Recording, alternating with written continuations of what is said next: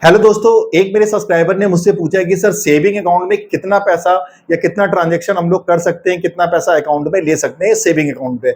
आज मैं पूरा इसी पे डिस्कशन करने वाला हूं। मैं हूं अकाउंटेंट अंकित सक्सेना। अगर आप लोग आईटीआर, पीएफ, जीएसटी, एमएसएमई या फिर अकाउंट्स का कोई भी काम करवाना चाहते हैं तो आप लोग इस नंबर पर कॉन्टेक्ट कर सकते हैं और बहुत ही अच्छी सर्विस आप लोग ले सकते हैं। तो चलिए टॉपिक पे वापस आते हैं। देखिए, होता क्या है कि जब आप लोग बिजनेस स्टार्ट करते हो तो आपके पास उस समय जो है वो सेविंग अकाउंट होता है और काफी लोग क्या करते हैं कि अपने सेविंग अकाउंट में ही ट्रांजैक्शन स्टार्ट कर देते हैं, जो कि मैं मानता हूं कि इनिशियल लेवल पे कोई गलत बात नहीं है, क्योंकि आपका बिजनेस स्टार्ट होता है और आपके पास करंट अकाउंट उस समय होता नहीं है तो आप अपने सेविंग अकाउंट से बिजनेस स्टार्ट कर लेते हो। अब काफी लोग को ये कंफ्यूजन रहता है कि सर मेरा एक साल में 12 लाख का ट्रांजैक्शन हो गया है सेविंग अकाउंट पे, तो कहीं नोटिस ना आ जाए इनकम टैक्स का। देखिए, जनरली क्या होता है कि बैंक जब आपके सेविंग अकाउंट में 10 लाख से ज्यादा का ट्रांजैक्शन हो जाता है तो बैंक क्या करता है कि इनकम टैक्स को इन्फॉर्म कर देता है कि भाई इस सेविंग अकाउंट पे जो है इतना ट्रांजैक्शन हो रहा है।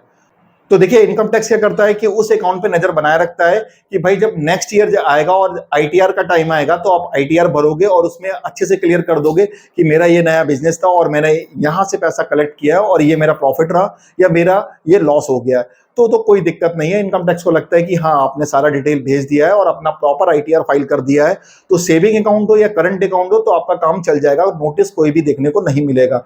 लेकिन होता क्या है कि काफी लोग क्या करते हैं कि बिजनेस स्टार्ट कर देते हैं और कहते हैं सर अभी 8 लाख रुपए ही तो मेरा ट्रांजैक्शन हुआ, क्या मैं आईटीआर फाइल करूं? तो तब दिक्कत आती है। देखिए, तो आपका चाहे आपका प्रॉफिट हो चाहे लॉस हो, आपको अपना आईटीआर फाइल करना है, जिससे इनकम टैक्स को पता चल पाए कि जो आपके अकाउंट में पैसा आ रहा है कि आपने ये बिजनेस शुरू किया था, इसकी वजह से यहां से आ रहा है। तो अच्छे से जब उनको क्लियर हो जाएगा तो आपको कोई भी नोटिस देखने को नहीं मिलेगा। अब बात कर लेते हैं कि आखिर सही तरीका क्या है बिजनेस करने का। देखिए, जब भी आप अपना बिजनेस स्टार्ट करते हो तो वो इनिशियल लेवल पे ज्यादा ट्रांजैक्शन नहीं होते हैं, लेकिन जब धीरे धीरे ट्रांजैक्शन आप लोग के बढ़ते हैं तो आपको क्या करना चाहिए कि एक करंट अकाउंट खुलवा लेना चाहिए।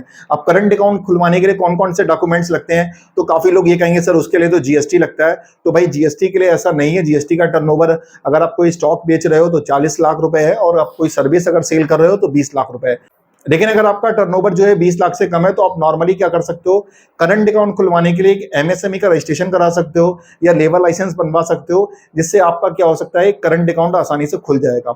और करंट अकाउंट जब खुल जाता है तो काफी ज्यादा आपको फैसिलिटी बैंक भी देता है।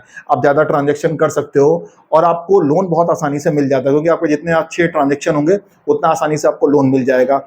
और नेक्स्ट होता है लिमिट। जितना आपके ट्रांजैक्शन अच्छे होंगे उतना आसानी से आपको लिमिट भी मिल जाएगी। तो करंट अकाउंट आपके लिए देखिए, एक तो इनकम टैक्स के लिए बेनिफिट रहता है और आपको लोन और लिमिट कराने के लिए बहुत ज्यादा बेनिफिट रहता है। तो मुझे उम्मीद है कि आपको क्लियर हो गया होगा।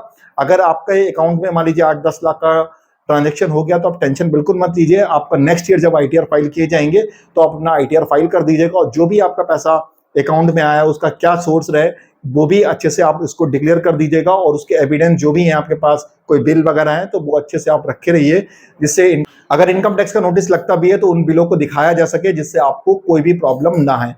मुझे उम्मीद है कि ये टॉपिक आपको क्लियर हो गया होगा। फिर भी अगर कोई डाउट रहता है या फिर आपको आईटीआर, पीएफ, जीएसटी की कोई भी सर्विस आपको चाहिए तो आप लोग इस नंबर पर कॉन्टेक्ट कर सकते हैं। मिलता हूं नेक्स्ट वीडियो में।